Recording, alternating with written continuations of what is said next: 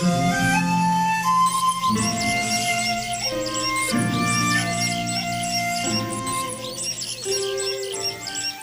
ప్రభువును మన రక్షకుడైన యేసుక్రీస్తు వారి ఉన్నతమైన నామంలో మీ అందరికీ మా హృదయపూర్వక వందనములు. మీరందరూ ఎలా ఉన్నారండి?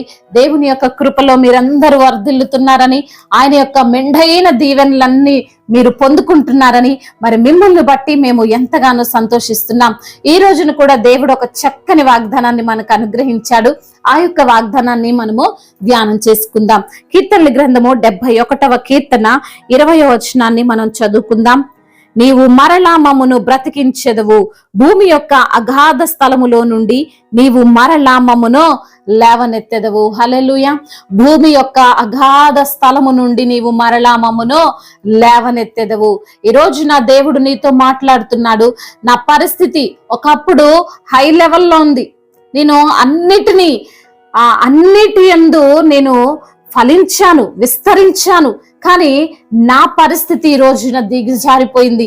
నాకున్న అనారోగ్యం క్షీణించిపోయింది. నాకున్నటువంటి డబ్బంతా తరిగిపోయింది. నా యొక్క బలమంతా తరిగిపోయింది అని ఈ రోజున నీవు నన్ను ఎవరు కూడా లేవనెత్తలేరు అని కృంగిపోయిన స్థితిలో నీవు ఉండినట్లయితే దేవుడు మాట్లాడుతున్నాడు. ఆయన మాట్లాడితే మనం బ్రతకగలుగుతాం. ఆయన మాట్లాడితే మనము జీవించగలుగుతాం. ఆయన మాట్లాడితే మన జీవితాలు కట్టబడతాయి. ఈ రోజున దేవుడు నీతో మాట్లాడుతున్నాడు. నిన్ను మరలా లేవనెత్తెదను. హల్లెలూయా. పడిపోయిన చోట నేను ఉండాలని దేవుడు ఉద్దేశం కాదు. నువ్వు పడిపోయి, కృంగిపోయి, కృషించిపోయి, నష్టపోయి ఇంకా అట్టడుగు స్థానంలోకి ఉండాలన్నది దేవుని ఆశ కాదు. ఆయన ఆశ, ఆయన ఆలోచన ఎప్పుడు కూడా నీ పట్ల ఉన్నతంగా ఉంటుంది. హల్లెలూయా. ఆయన నిన్ను లేవనెత్తగలడు.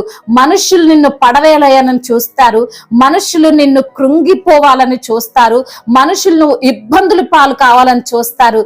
కానీ దేవుడు నిన్ను లేవనెత్తుతాడు. హల్లెలూయా. దేవుడు నిన్ను నిలవబెడతాడు. ఒక ఉన్నతమైన స్థానం, ఒక ఊహించలేనటువంటి స్థానంలో ఆయన నిన్ను నిలవబెట్టాలని ఆశ కలిగి ఉన్నాడు. మరి మనుషుల్ని నమ్మి ఈ రోజున కృంగిపోయిన స్థితిలో నీ ఉండినట్లయితే ఆయన మాట్లాడుతున్నాడు. నేను నిన్ను లేవనెత్తెదను. ఈ రోజున ఏ స్థితిలో నీవు ఉన్నావు, ఏ పడిపోయిన స్థితిలో నీవు ఉన్నావు, ఎటువంటి దిగజారిపోయిన స్థితిలో నీవు ఉన్నావు, అందరితో నిందలు పడుతూ నీవు ఉన్నావో ఒక్కసారి యేసయ్య వైపు తిరుగు. ఆయనే నిన్ను లేవనెత్తగలడు. ఆయన పడిపోయిన నిన్ను రక్షించడానికి, మరలా ఆయనతో కూడా నిలవబెట్టుకోవడానికే ఈ లోకానికి వచ్చాడు.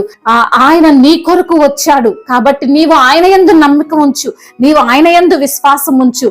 ఆయన నిన్ను ఖచ్చితంగా లేవనెత్తగలుగుతాడు. మరి యోనాను చూసినట్లయితే బైబిల్ గ్రంథంలో యోనా దేవుడు చెప్పినటువంటి ఆ ప్రకారంగా సువార్తను ప్రకటించడానికి నినేవే పట్టణానికి వెళ్లకుండా తాను తార్షీషు పట్టణానికి వెళ్ళడానికి నిశ్చయించుకున్నాడు. వెళ్ళాడు, కానీ దేవునికి కోపం వచ్చింది. నేను చెప్పినటువంటి ప్రదేశానికి, నేను చెప్పినటువంటి జనుల యొద్దకు నువ్వు వెళ్ళట్లేదు అని చెప్పి దేవునికి కోపం వచ్చి ఒక చేపకు ఆజ్ఞ ఇస్తాడు. దాన్ని మృంగమని. 3 రోజులు ఆ చేప కడుపులోనే యోనా ఉంటాడు. యోనా చేప కడుపులో ఉండి ప్రార్థన చేస్తున్నాడు. ప్రభువా, ఈ యొక్క అగాధ కూపములో నుండి నువ్వు నన్ను బయటికి లేవనెత్తెదవు అని ప్రార్థన చేస్తున్నాడు. ఆ పరిస్థితుల్లో దేవుని మీద కోపం రావాలి, కానీ దేవుని మీద కోపం లేకుండా ప్రార్థన చేస్తున్నాడు. ఎందుకు అంటే మన దేవుడు గాయపరుచువాడు ఆయనే, గాయములను కట్టువాడు ఆయనే. తన యొక్క ప్రవర్తనను సరిచేయడానికి ఆ చేప కడుపులోకి యేసయ్యే తనని పంపించాడు అని తెలుసుకున్నాడు. మరి నువ్వు నన్ను లేవనెత్తుతావు ప్రభా, నీవు నన్ను బాగు చేస్తావు, నువ్వు బ్రతికించదు అని మొరపెడుతున్నాడు చేప కడుపులో ఉండి. అది విన్నటువంటి దేవుడు ఆజ్ఞ ఇవ్వగా ఆ చేప తనను కక్కివేసింది. హల్లెలూయా. మరి అదే స్థితిలో ఉండాలని దేవుడు కోరుకోలేదు కదా. మరి యోనాను ప్రేమించిన దేవుడు నిన్ను కూడా ప్రేమిస్తున్నాడు. నీవు ఏ స్థితిలో ఉన్నా, దిగ్గజారిపోయిన స్థితిలో నీవున్నా, అంధకారంలో నీవున్నా, పాపపు ఊబిలో నువ్వు చిక్కుకున్నా, దేవుడు నిన్ను లేవనెత్తగలడు. ఆ పాపము నుంచి, ఆ శాపము నుంచి, ఆ యొక్క దోషము నుండి దేవుడు దేవుడు నిన్ను విడిపించాడు. ఆయన రక్తము అమూల్యమైనటువంటి రక్తాన్ని నీ పైన ప్రోక్షించాడు. ఆయన నిన్ను ఆ నరకము నుంచి తప్పించడం కొరకే, ఆ యొక్క అపవాది చెరలో నుండి నిన్ను విడిపించడం కొరకే యేసుక్రీస్తు ప్రభువు వారు మన కొరకు మరణించి 3వ దినమున తిరిగి లేచాడు. అదే విధంగా నిన్ను మరలా ఆయన లేవనెత్తడానికి సిద్ధంగా ఉన్నాడు.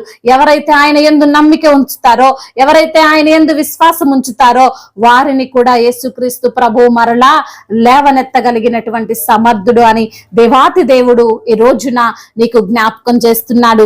అనారోగ్యముతో మంచాన పడి ఉన్న నీతో దేవుడు మాట్లాడుతున్నాడు. ఆ నీ రోగము శాశ్వతం కాదు, దేవుని యొక్క ప్రేమ నీ ఎడల శాశ్వతమైనదే అని దేవాతి దేవుడు ఈ రోజున నీతో మాట్లాడుతూ నిన్ను బలపరుస్తున్నాడు. నీకున్న ఫైనాన్షియల్ ప్రాబ్లమ్స్ అవి తాత్కాలికమైనవే, కొద్ది రోజులు ఉండేవే. వాటిని బట్టి నువ్వు కృంగిపోతూ ఆత్మహత్యలు చేసుకుంటూ అనారోగ్యం పాలవుతూ నిందలు పాలవుతూ ఉండి దేవునికి దూరమైన స్థితిలో ఉంటే ఆయన వైపు తిరగమని దేవాతి దేవుడు ఆజ్ఞయిస్తున్నాడు. నిన్ను మరలా ఆయన లేవనెత్తడానికి సిద్ధంగా ఉన్నాడు. నీవు ఆయన వైపు చూస్తే, నీవు ఆయన తట్టు తిరిగితే దేవుడు నీ తట్టు తిరుగుతాడు. నీకున్న సమస్యలను, నీకున్న కష్టాలను, నీకున్న ఇబ్బందులను అన్నిటి నుంచి కూడా ఆయన నిన్ను లేవనెత్తి అనేకులకు ఆశీర్వాదకరంగా దేవాతి దేవుడు నిన్ను నిలవబెట్టాలని ఆశ కలిగి ఉన్నాడు. ప్రార్థన చేసుకుందాం. దేవాతి దేవుడు మనతో మాట్లాడినటువంటి మాటలు, మనల్ని ఏ స్థితిలో నుండైనా లేవనెత్తగలిగినటువంటి దేవుడు, యోనాను ఆ చేప కడుపులో నుంచి బ్రతికించినటువంటి దేవుడు, 3 రోజులు చేప కడుపులో ఉన్నప్పటికీ ఏ అపాయము కూడా యోనాకు లేకుండా కాపాడిన దేవుడు, ఈ రోజున దేవాతి దేవుడు మనకున్న సమస్యల నుండి, మనకున్న కష్టాల నుండి, మనకున్న ఇబ్బందులన్నిటి నుంచి విడిపించగల సమర్థుడు. కాబట్టి మనము ప్రార్థన చేసుకుందాం. దేవుడు తన యొక్క గొప్ప కృప, తన యొక్క కనికరము ద్వారా మరలా మనలను లేవనెత్తగల సమర్థుడు. అవును ప్రభువా, దేవా, ఇంతవరకు తండ్రి వాక్యం ద్వారా మీరు మాతో మాట్లాడారు ప్రభువా, వాగ్దానం చేశారు. ఎలాంటి స్థితిలో ఉన్నా మమ్మల్ని లేవనెత్తగలిగిన దేవుడవని. అయ్యా, మాకున్న అనారోగ్యం, మాకున్న కష్టాలు ఇవన్నీ కూడా తాత్కాలికమైనవేనని మీరు ఈ ఉదయాన్న జ్ఞాపకం చేశారు ప్రభా. అందును బట్టి స్తోత్రములు. మా కన్నీరు, మా కష్టాలను చూస్తున్న దేవుడవు ప్రభా, చూచుచున్న దేవుడవు నీవే ప్రభా. వాటన్నిటి నుంచి విడుదలిచ్చే దేవుడవు ప్రభా. ఈ రోజున ప్రయాణాల్లో ఉన్న ప్రతి బిడ్డకు మీరు తోడుగా ఉండండి. వారి ప్రయాణము సుఖముగా సౌఖ్యముగా జరుగునట్లు కృప చూపించండి. అనారోగ్యముతో అయా మంచాన పడి ఉన్న బిడ్డలను మీరు లేవనెత్తండి. వారికి ఉన్న అనారోగ్య సమస్యలన్నిటి నుంచి కూడా విడుదల దయచేయండి. అయా మరణకరమైన రోగమైన దాన్ని యేసు నామములో కొట్టివేయమని వేడుకుంటున్నాం. ఆర్థిక ఇబ్బందులు, అప్పుల భారాలన్నిటి నుంచి కూడా విడుదల దయచేయండి తండ్రి. నీ వైపు చూచుచుండగా బిడ్డలు విడుదల పొందే కృపను దయచేయమని బ్రతిమిలాడుకుంటూ తండ్రి, ఇంతవరకు చేసిన ప్రార్థన అంతటిని మీ పాద సన్నిధిన చేర్చుకోమని మానాథుడు, సర్వశక్తిమంతుడు, సజీవుడు, బలవంతుడైన యేసుక్రీస్తు వారి ఉన్నతమైన నామంలో ఈ ప్రార్థనను అడిగి వేడుకొని పొందుకొని ఉన్నాము మా ప్రియ పరలోకపు తండ్రి. ఆమేన్. దేవుడు మిమ్మల్ని దీవించి బలపరిచి స్థిరపరచునుగాక.